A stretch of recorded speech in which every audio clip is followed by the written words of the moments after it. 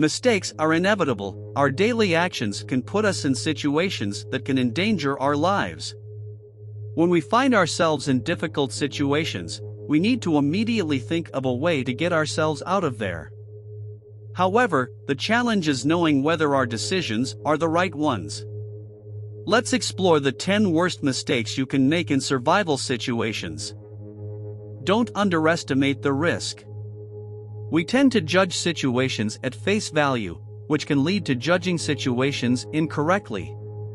We may give a potential issue less attention and expend less energy, but we should shift all our resources to tackle the problem. Underestimating the risk can be one of the worst mistakes you can make. For example, you might find yourself hiking. You start along the familiar trail, and as a result, you're confident that nothing bad will happen to you along this route. But any number of things can go wrong. You could trip and break your leg or get lost due to recent rainfall. Without immediate aid, your once normal hike can become deadly. We tend to overestimate our capabilities and general safety when comfortable with our surroundings. Yet, we need to think ahead and make a plan for all potential outcomes. Along with our example, it is reasonable to anticipate seeing bears if you are in bear territory while on your hike.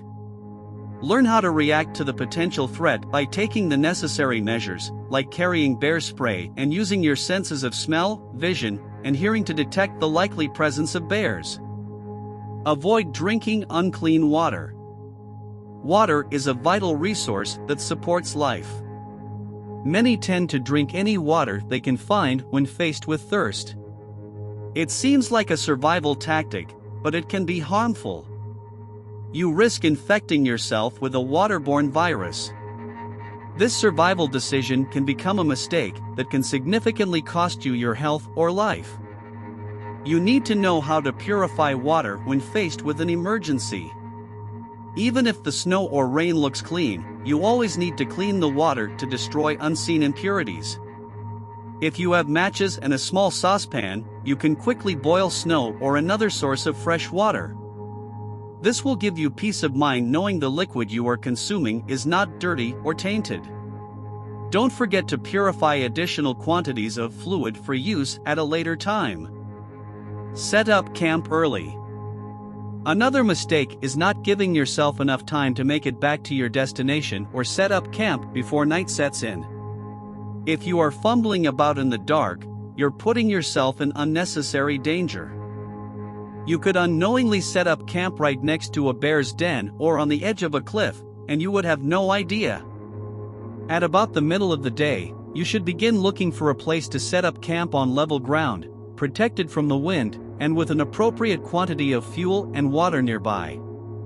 First, construct your makeshift shelter, then use the rest of your time to collect enough firewood to keep you warm through the night. Recognize when you're lost. When you're alone and disoriented, it can be hard to admit that you don't know where you are. When you are in the wilderness, this is a dangerous situation. Some people choose to keep on going and just hope they'll find the right way.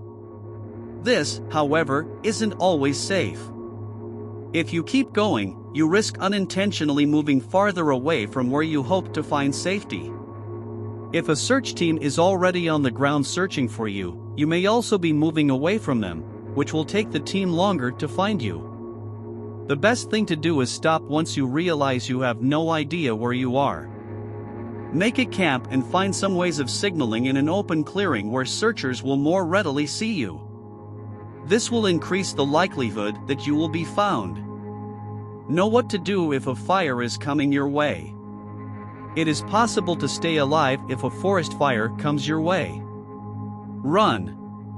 If you sprint through it, you have a greater chance of escaping the flame. Do not find a hole or cave to hunker down. You could become trapped with no way out, and the fire could potentially come into the hole or cave. Always run away from the flames. Cover any skin that you can, but especially your breathing passages. First and foremost, make sure that your eyes, mouth, and nose are protected. Choose a path with the fewest obstacles that leads to an area where the fire will burn with a lower intensity, like a meadow or clearing. Run while keeping your eyes mostly closed, taking a few deep breaths, and you'll be able to tell when you've made it through the ordeal. Once they reach the flame front, most people scream or attempt to breathe in. Avoid this. Doing so will bring scorching air into your lungs, which will immediately cause your lungs to blister and cause you to drown in your body fluids. Stay calm and think warm thoughts. If you fall through thin ice, you may be tempted to scramble for help. But the first step is to stay calm. Next, don't shed your heavy winter clothes. Keep your clothes on, they will act as a flotation device and keep your body heat against your body.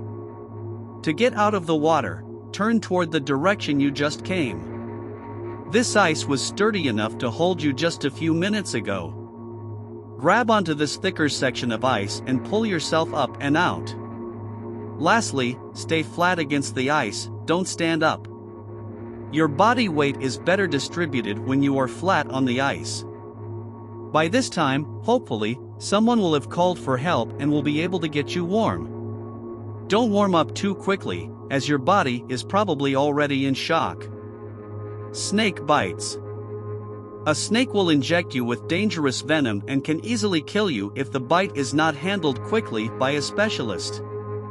Being bit by a snake can cause you to panic, especially when you don't know what steps to take. If you make a quick judgment and decide that you have no other option, you may decide to suck out the venom using your mouth or any other instrument you can think of. However, this is the worst survival mistake you can make. When sucking the bite areas, you cause blood to flow faster and increase the speed of venom in the body. This could mean the venom reaches your heart quicker and causes your death faster. You need to call an ambulance. A snake bite is life-threatening, and the best measure you should take is to treat this situation as an emergency. Don't ignore it while assuming that the venom may be less dangerous. You should remain calm and don't move. If you panic and start running, you will accelerate the spread of venom, which can kill you. You could apply a pressure immobilization bandage if you received a snake bite on the limbs, leg, feet, or arm. This aims to reduce the spread of venom through your lymphatic system. Jumping out of a falling elevator. When caught in a falling elevator, most people panic.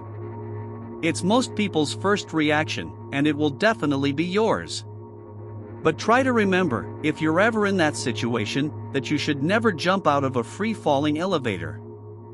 It isn't going to make your landing easier. It could lead to you being paralyzed or dying. Instead, it is best to lay yourself flat and distribute your weight evenly. This raises your chances of survival higher than jumping.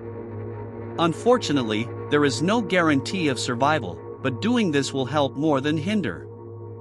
Don't hide under an overpass during a tornado warning. Tornado warnings can happen out of nowhere. You could find yourself driving over a bridge when the alarm occurs. Try to remember this: do not get out of your car and try to hide under the bridge. Hiding under a bridge will create a wind tunnel effect. This may cause the flying debris that was scooped up by the tornado to be sent directly past you at a speed of at least 200 miles per hour. Sufficient to say this would be very bad. You need to find an appropriate shelter. Stick to the general rule, which always recommends that if you receive a tornado warning, go inside if you are outside. If you receive this warning and are at home, you need to go to the basement or ensure you are in a room without a window. You also need to avoid driving after you receive a tornado warning. Tying a rope around your waist when falling. Tying a rope around your middle can sound like a good idea to keep yourself from hitting the ground. But consider what the rope could do to your body. The rope would squeeze you when it tightened around you. It can cause significant damage, bruising, or bursting your internal organs and possibly breaking your back.